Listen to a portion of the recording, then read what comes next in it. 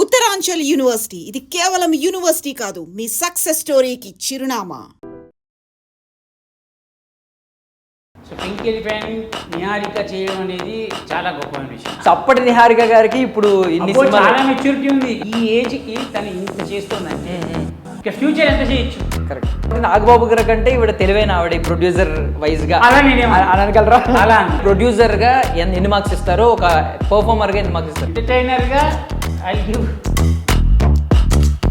అది మరీ దారుణం కదా. అయినా మీ గురించి అందరికీ తెలుసు, మామూలు భజన కొట్టరు ఉన్నట్టు చెప్తా ఉంటారు. సమస్య కాకపోతే దీని వల్ల ఎప్పుడైనా సమస్యలు ఎదుర్కొన్నారు? నాకు బ్రేక్ రావడానికి కారణాలు అవే, సినిమాలు పడకపోవడానికి కారణాలు. మీరు సడన్ ఎంట్రీ యాక్చువల్లీ దీనిలోకి ఫీల్ అయింది తెలుసా. ఎప్పుడైనా బాధపడిన సందర్భం ఉంటే చాలా, కానీ మళ్ళీ మనకి ఏమనిపిస్తుందంటే ఫోన్లే అది రాసుకొని వాడు కూడా బతుకుతున్నాడు. సో మీరు ఏమైనా చూస్తారన్నా ఐపీఎల్ క్రికెట్ ఏమైనా ఫాలో అవుతారా? అసలు ఇంట్రెస్ట్ లేదా? ఏమంటే మీ లైఫ్ ఫిలాసఫీ ఏంటి? ఈ ఆట పోల్చుకుంటే ఇదే great. Ladies and gentlemen, welcome to iDream media. నేను ప్రియదర్శన్. సో పేరుకు తగ్గట్టుగానే ఎప్పుడు ఎనర్జెటిక్గా ఉండే చంటి గారు మనతో పాటు ఉన్నారు. ఆటలో ఆయన ఆట కూడా మొదలు పెట్టారనమాట. మాట్లాడదాం. ఆయన హ్యాపీ బర్త్డే. థ్యాంక్ యూ అన్న. ఎలా ఉన్నారన్న? Super super. సో హ్యాపీ అన్న, మళ్ళీ మిమ్మల్ని ఇప్పుడు షోలో చూస్తున్నాం. I mean thank you so much. ఏమనిపించింది మీకు ఇప్పుడు నిహారిక గారి విజన్ చూసి? బికాజ్ ఎన్నో డ్యాన్స్ షోలు ఉన్నాయి.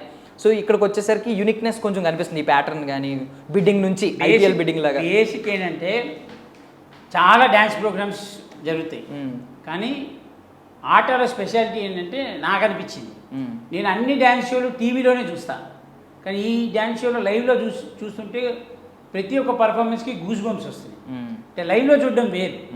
మనం ఇంకోటి ఏంటంటే ఏ డ్యాన్స్ ప్రోగ్రామ్ అయినా సరే కొన్నిసార్లు టేక్, మధ్యలో బ్రేక్, మళ్ళీ టేక్ అలా ఉంటుందేమో, కానీ దీనిలో మాత్రం నాకు తెలిసి టేక్ కట్టే.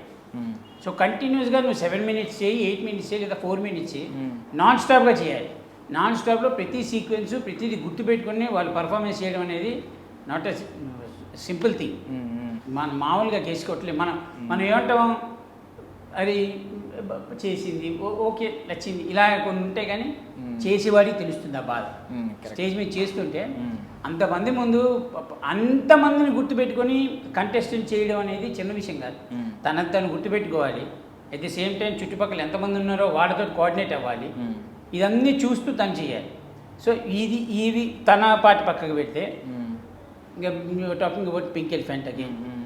సో పింక్ ఎలిఫెంట్ నిహారిక చేయడం అనేది చాలా గొప్పమైన విషయం అది. ఎందుకంటే నేను ఆల్రెడీ చెప్పా, ఒక మనిషి 4-5 టాస్కులు చేయడం చాలా కష్టమైన పని. అంటే ఈ ప్రజెంట్ సిచ్యువేషన్స్ నేను అందులో తను సినిమా ప్రొడ్యూసింగ్ చేస్తూ, మళ్ళీ దీనికి ప్రొడ్యూసింగ్ చేస్తూ, తను దీనికి జడ్జిగా ఉంటూ, మళ్ళీ కంటెంట్ ఇస్తూ, ఇంత చేయాలి అంటే, ఇన్ని మేనేజ్ చేయాలంటే చిన్న విషయం ఏం కాదు. Because by God's grace or God blessed she is into mega family. ఆ పవర్ ఎలాగో కంటిన్యూ అవుతుంది కాబట్టి I hope she will do lot of things in future. So మీకు ఎప్పటి నుంచో అనుబంధం ఉంది ఇప్పుడు నిహారిక గారితో, నాగబాబు గారితో. ఆ షో టైంలో ఆవిడ సరదాగా వచ్చి మధ్యలో చిన్న మెరుగులు చూపించిన సందర్భాలు ఉన్నాయి. సో అప్పటి నిహారిక గారికి ఇప్పుడు ఇన్ని చాలా మెచ్యూరిటీ ఉంది. అదే చెప్తున్నా. అప్పుడు తను వచ్చేది ఎలా, నాగబాబు గారు కూతురుగా వచ్చింది, కానీ ఇప్పుడు తనని చూస్తుంటే she is a producer. She is having lot of bundles in the back. అవన్నీ తను మోసుకుంటూ ఎక్కడ ఏం మాట్లాడాలి, ఎక్కడ ఎంతవరకు మాట్లాడాలి, ఎంతవరకు మాట్లాడితే మనకి వర్కౌట్ అవుతుంది, లేదా ఆడియన్స్ ఎలా ఇంప్రెస్ చేయాలి, ఇవన్నీ చిన్న విషయం కాదు అది. సీరియస్లీ ఎవరికైనా సరే, ఎవరు ఆ పొజిషన్లో ఉన్నా they have to carry these all things. ఇప్పుడు రేపు నువ్వున్నా నేనున్నా వీ హ్యావ్ టు క్యారీ. ఎందుకంటే we are keeping our energy, we are keeping our funds. మన దాన్ని రాబట్టడం అనేది చిన్న విషయం కాదు కదా.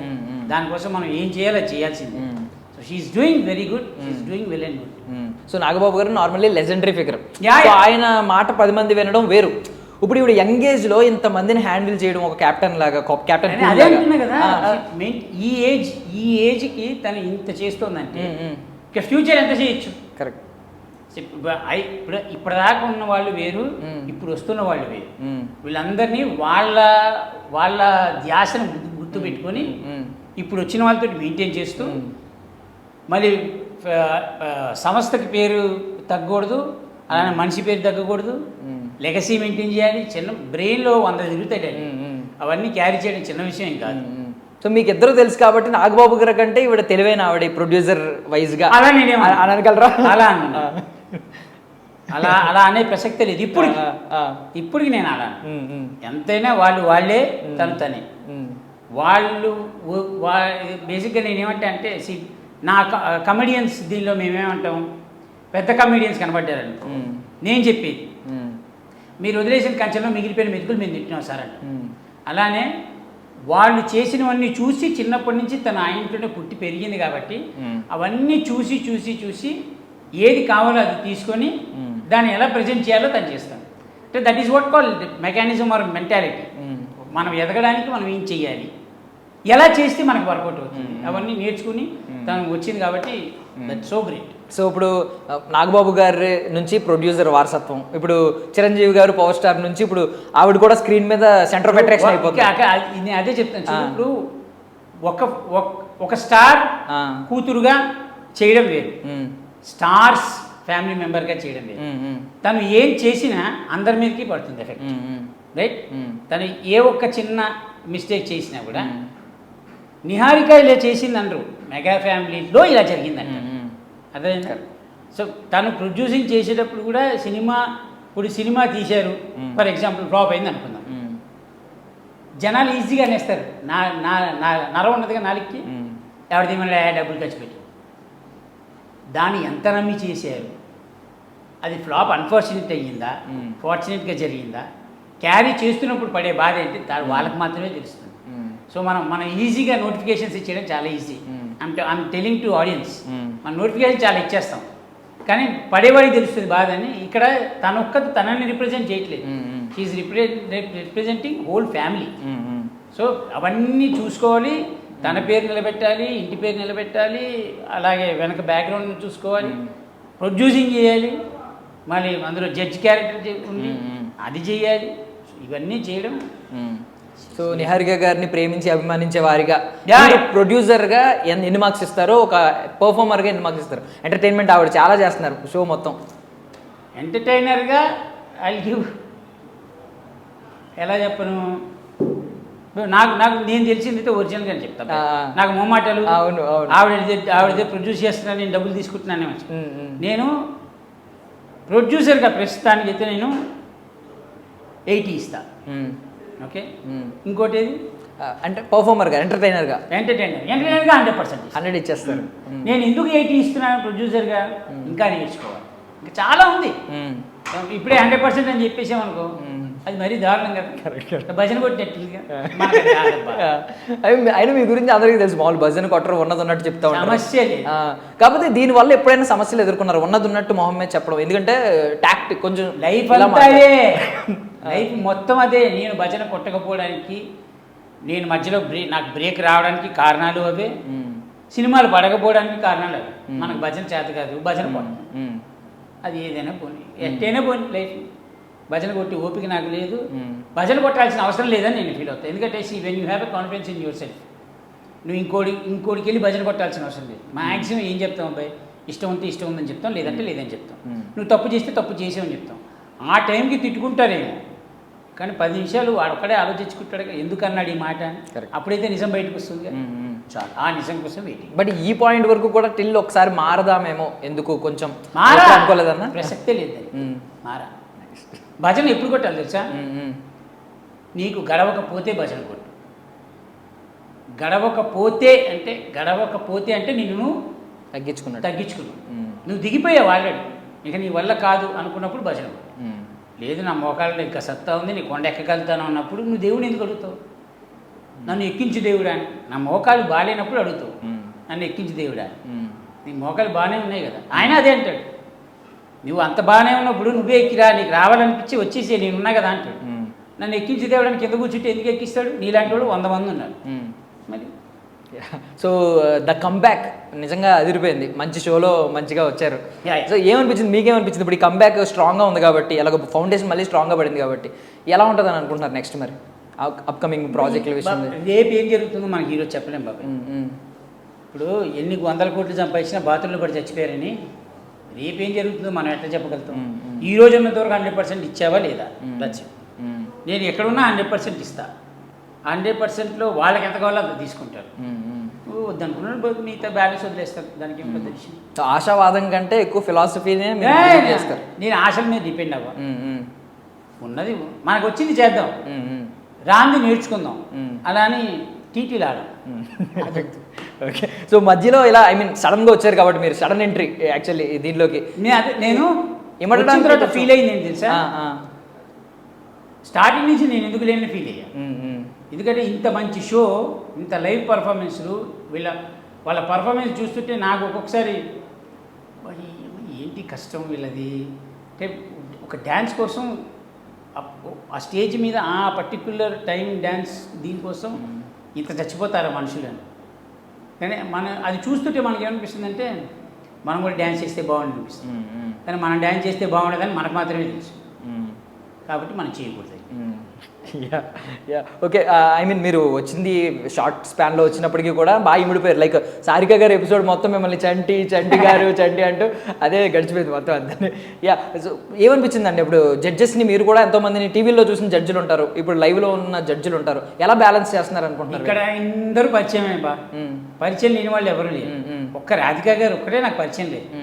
కాబట్టి ఆవిడ నేను బాగా ఇష్టపడింది ఏంటంటే, ఆవిడ 48 years నుంచి ఇండస్ట్రీలో ఉన్నారు. ఆవిడ ఇష్టపడిన వాళ్ళు ఎవరు ఉంటారు. కాకపోతే ఏంటంటే మనకి నేను ఫస్ట్ టైం వచ్చి రాధిక గారిని చూడంగానే నాకు రాజా విక్రమార్క సినిమానే గుర్తుకొచ్చింది. దానిలో ఆవిడ పీచ్ పర్ఫార్మెన్స్, ఆవిడేనా ఈవిడే అనిపించింది. సరే మనం ఎట్లా కమెడియన్స్ కాబట్టి మనకు కొంచెం ఆ నోటి దూరం కొంచెం ఉంటుందిగా, పంచి వేసేయాలి, ఏదో కామెడీ చేయాలి. ఈవిడ తీసుకుంటుందా తీసుకోదా అని ఒక చిన్న డౌట్ ఉండేది. ఎప్పుడైతే ఆవిడ రివర్స్ పంచ్ చేయడం మొదలెట్టిందో అప్పుడు అనిపించింది మన టైప్ క్యాండిడేట్లే అంత లేదన్నమాట, హ్యాపీగా బతికేయచ్చని కలిసిపోయాను ఆవిడతోటి, హ్యాపీగానే ఉంది. ఆవిడే పంచులు వేస్తున్నాం, మనం పంచులు వేస్తున్నాం, హ్యాపీ. ఇక్కడ మంచి విషయం ఒకటి చెప్తా చూడు, ఎందుకు గొప్పవాళ్ళు అవుతారు తెలుసా? ఎవరైనా సరే మనం పంచులు వేసినప్పుడు కొంతమంది తీసుకోరు, తీసుకునే వాళ్ళు ఏం ఫీల్ అవుతారు తెలుసా? వీళ్ళు మనలాంటి వాళ్ళే కదా అని ఫీల్ అవుతారు. అప్పుడు అక్కడ యూనిటీ బాగుంటుంది. ఇప్పుడు మనం రాధిక గారు నేను ఇది అందాం అనుకుంటున్నా అని అడగక్కర్లేదు అని ఆవిడే చెప్పేసి నీకు ఏదనిపిస్తే అనేసి it is not personal, you are giving it content ఎంత కావాలో తీసుకుంటాను. మీకు ఏదనిపించింది చేసి నాకు వచ్చింది నేను చేసేస్తాను, నేను అనేస్తాను. That is so good things. గొప్పవాళ్ళు అందుకే అవుతారు. మనం ఇవ్వడమే కాదు, తీసుకోవడం కూడా నేర్చుకోవాలి. ఓన్లీ పంచులు వేయించుకునే టీవీలో స్టార్ అయిన వాళ్ళు ఉన్నారు. గారు ఎగ్జాంపుల్. ఓన్లీ పంచెస్ మీదే తీసుకోవడం వెయ్యడం ఉండాలి, తీసుకోవడం ఉండాలి, రెండు ఉండాలి. అది తీసుకునే వాళ్ళ పాత్ర తక్కువై ఆయన ఫుల్ఫిల్ చేశారు మొత్తం సెంటర్ ఆఫ్ ప్రతి ఒక్కరు కౌంటరేషన్. మీరు కూడా ఎప్పుడన్నా ఇలా వేసినప్పుడు ఎవరి మీదన్నా మళ్ళీ బ్యాక్ స్టేజ్ వెళ్ళి మాట్లాడతారన్నా ఏమైనా మిస్అండర్స్టాండ్ చేసుకుంటారేమో అని స్పాంటేనియస్గా మీ నోట్లోంచి వచ్చేస్తాయి. ఇప్పుడు ఎదుటివాడిని హట్ చేయకుండా పంచివేయడం వేరు, హర్ట్ అవ్వాలని పంచి చేయడం లేదు. మనం ఎప్పుడు హర్ట్ అవ్వాలని వెయ్యం. ఎప్పుడైనా బై మిస్టేక్ జరిగింది అనుకో ఆన్ ది స్పాట్ చెప్పేస్తా. బ్యాక్ స్టేజ్కి అంత టైం తీసుకోను, ఆన్ స్పాటే చెప్పేస్తా. నేను ఆ మాట కావాలని లేదు, ఫ్లోలో వచ్చేసింది. హర్ట్ ఏంటి ఐమ్ సారీ, అది అక్కడితో క్లియర్ అయిపోయింది. మనం బ్యాక్ వెళ్ళి మాట్లాడామనుకోండి, ఇప్పుడు ఈ స్టెప్ నుంచి పక్కన ఇంకో స్టెప్ వేసామంటే ఈ పక్కన ఉన్న 4 వాల్స్ మాట్లాడతాయి. సో ఆ వాల్స్ మాట్లాడుకునే ఛాన్స్ ఇవ్వను. ఇక మాట్లాడుకునే వాళ్ళు మాట్లాడుకుంటుంటారు, దానికి మనం ఏం చేయలేము. ఇప్పుడు సినిమాల విషయానికి వస్తే మీ 2 వర్షన్స్ ఉంటాయి. ఒకటి ఏంటంటే innocence like Bheemili Kabaddi Jattu character, ఇంకోటి ఏంటంటే మీ ఫన్ ఉంటుంది, ఎంటర్టైనర్ లైక్ సినిమా చూపిస్తాం మామ, అందులో ఆ ఫ్రస్ట్రేషన్ చూపించడం, ఆ స్పాంటేనియస్గా పంచలేయడం. మీకు ఏ వర్షన్ నచ్చుద్ది అన్న బాగా? ఆబ్వియస్లీ భీమ్లీ కబడ్డీ నచ్చుంది. ఇన్నోసెన్స్ నచ్చుద్దా? దాంతోనే మనం బయటకు వచ్చాం కాబట్టి అది ఆ సినిమా కాన్సెప్టే వేరు కాబట్టి దానికి అంతే ఇవ్వాలి. సినిమా చూపిస్తామా కాన్సెప్ట్ వేరు కాబట్టి దానికి ఇలా ఇవ్వాలి. సో ఏంటంటే ఇది ఫ్రస్ట్రేటెడ్ క్యారెక్టర్, అదేమంటే అది చిన్న సైజ్ ఫ్రస్ట్రేటెడ్ ఉంటుంది. సో ఏదంటే అది అత్తగారి మీద కోపంతో ప్లస్ ఊళ్ళో ఒక మనిషి, ఇదంతా వేరు. ఇక్కడ మా అల్లుడు, ఒక ఇంటి అల్లుడు పిల్లని చేసుకోవడం వచ్చిన వాడి మీద రివెంజ్ తీర్చుకోవాలి అంతే. ఏ క్యారెక్టర్ అయినా చేస్తాడండి. కాకపోతే ఏంటంటే కొంతమంది కథ తెలిసి చేస్తారు, కొంతమంది కథ తెలియక చేస్తారు. నేను మ్యాక్సిమం కొన్ని సినిమాలకి వెళ్ళినప్పుడు అడుగుతా కథ ఏంటో చెప్పండి, ఎందుకంటే ఏ పాయింట్ ఏంటని మనకు తెలిస్తే ఎక్కడ ఏది మాట్లాడాలో మనకు తెలుసు. అట్లా సో ఇప్పుడు నెక్స్ట్ చాలా సినిమాలు చేశారు, ఇప్పుడు మళ్ళీ ఏమైనా సైన్ చేశారన్నా అప్కమింగ్? చేస్తున్నా, వస్తున్నాయి ప్రస్తుతానికి వస్తున్నాయి. అన్నీ కుదరాలిగా. సో లుక్స్ వైజ్ చూసుకుంటే ఇప్పుడు కొంచెం మారారు బాగున్నారు. యాక్చువల్లీ మీరు వెజిటేరియన్ అయిపోయారని చెప్పి విన్నాను. వేగన్ అయిపోయారన్నా వెజిటేరియన్ అయ్యారా? అప్పటికే వెజిటేరియన్ ఎప్పుడు ఓకే అవునా? ఇంతవరకు చికెన్ మటన్ ఇలాంటివి ఎప్పుడు నా జీవితం ఓకే. నాకు ఏ దేశం పైన అయితే తలకాయ అంటే ఇప్పుడు మెనూ అడిగితే వెజిటేరియనే తింటారంటే నేను ఇంతకుముందు తిన్నారేమో. వెజ్జే అదే చెప్తున్నా కదా, ఏ దేశం పైన వచ్చే బాధ్యతే. ఎందుకంటే బయట దేశానికి వెళ్ళినప్పుడు వెజ్ దొరుకుతుంది, అంతా నాన్ వెజ్లే కదా. మనం ఎత్తుక్కోవాలి, గుర్రం గడ్డి కోసం ఎత్తుకున్నట్టు ఎత్తుకోవాలి. ఏంటన్నా డైట్ ఏమి ఉంటుందన్న, ఎలా ఉంటుందన్న? లేదు నాదే డైట్ ఏం లేదు, ఇది దొరికితే తినడమే. వెజ్లో డైట్ ఏ ఉంటుంది, పెట్టేదే దొరకడమే ఎక్కువ అంటారు. పప్పు సాంబార్ ఎక్కడ పోయినా అవే ఉంటాయి. సో ఇప్పుడు ఇంత బాగున్నారు, హెల్దీగా వచ్చారు, చాలా హ్యాపీగా ఉందన్న. ఏమన్నా చెత్త థంబ్నెయిల్స్, చెత్త కంటెంట్ ఇవన్నీ వచ్చినాయి కదా ఒక ఫేజ్లో, ఎప్పుడైనా బాధపడిన సందర్భం ఉంటే? చాలా. అంటే ఇందాక చెప్పింది అదే, ఈజీగా నోటిఫికేషన్ ఇవ్వడం చాలా ఈజీ, పడేవాడికి తెలుస్తుంది బాధ. మనం ఏ ఆర్టిస్ట్ అయినా సరే ఒక చిన్న గ్యాప్ వచ్చినప్పుడు ఆ గ్యాప్లో జరిగే కొన్ని సంఘటనలు ఈ యూట్యూబ్లో కానీ వాటిలో కానీ రాసేస్తారు ఈజీ. ఆ రాసేసినప్పుడు ఏమవుతుంది, చూసి బాధ అనిపిస్తుంది, అది ఈ నెమను పట్టుకొని ఈ నిరగొట్టేయాలనిపిస్తుంది. కానీ మళ్ళీ మనకి ఏమనిపిస్తుంది అంటే, ఫోన్లే అది రాసుకొని వాడు కూడా బతుకుతున్నాడుగా, కొన్ని బతకని అనిపిస్తుంది.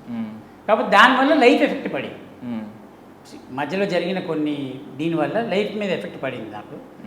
అది ఇక్కడ తేరుకోవడానికి కొంచెం టైం పట్టింది. చూద్దాం, ఇప్పుడిప్పుడే మళ్ళీ బ్యాటింగ్ స్టార్ట్ చేశాం కాబట్టి చూద్దాం ఏ బాల్లో 6 వెళ్తుందో ఏది 4 వెళ్తుందో మనకి తెలియదు. సో పింక్ ఎలిఫెంట్ నుంచి నెక్స్ట్ బరీ ఒకటి అనౌన్స్మెంట్ అయ్యింది. సో సినిమాలు వస్తూ ఉన్నాయి, మీ అసోసియేషన్ ఉంటుందని అంటారా ఇక్కడ నుంచి? మనకు అంత ఐడియా, నేను అడగలేదు. నాకు బరీలో ఇస్తారా, ఇది ఉందా అది ఉందా, వాళ్ళకి ఇంట్రెస్ట్ ఉంటే ఇస్తారు, ఇంట్రెస్ట్ లేకపోతే లైట్. అంటే ఇప్పుడు అడగందే అమ్మాయినా పెట్టదనే సామెత కూడా ఉంది కదా. నేను ఎప్పుడు ఏది అడగలేదు, అది ఎప్పుడు అడగలేదు. నేను అదే అంటున్నా, నేను ఏదైనా సినిమా ఆఫీస్కి స్టార్టింగ్లో వెళ్ళేవాడిని, ఇప్పుడు మనం ఇండస్ట్రీకి వచ్చిన కొత్తలో వెళ్ళినప్పుడు అప్పుడు ఏమయ్యేది, ఏ ఆఫీస్కి వెళ్ళినా సరే, అంటే భీమిలి కబడ్డీ చెట్టు ఇవన్నీ అయిపోయిన తర్వాత, SMS ఆ మూవీ కూడా అయిపోయిన తర్వాత, మీరు నాకేం తెలియదు, మీ క్యారెక్టర్ ఉంది, నేను డేట్లు చెప్తాను మీకు, కోడేటర్ గారు డేట్లు ఇవ్వండి, నెంబర్ రాసుకోండి, ఇవన్నీ ఉన్నాయి, వచ్చేవి కాదు ఫోన్. అలా తిరిగి నాకు బోరు కొట్టేసి, ఎందుకంటే ఎన్నేళ్ళని తిరుగుతావు, ఎన్ని ఆఫీసులను తిరుగుతావు,